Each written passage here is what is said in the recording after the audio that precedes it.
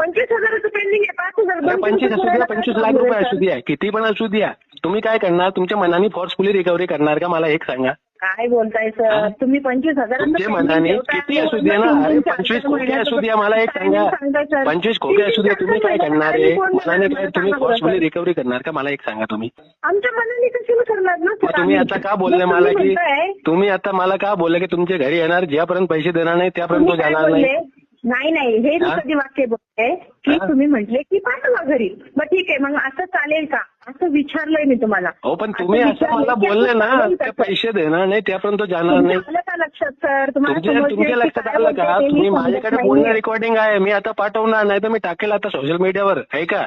तुम्ही आहे ना, जर तुम्हाला काम करायचं असेल ना, तुम्ही जर तिकडे कलेक्शन मध्ये बसलाय ना, प्रॉपर आहे ना, आरबीआयच्या रूल मध्ये राहून काम करायचे, जास्त मनाने रिकव्हरी करायचं नाही, ऐका. करावं बाबा, ठीक आहे ना?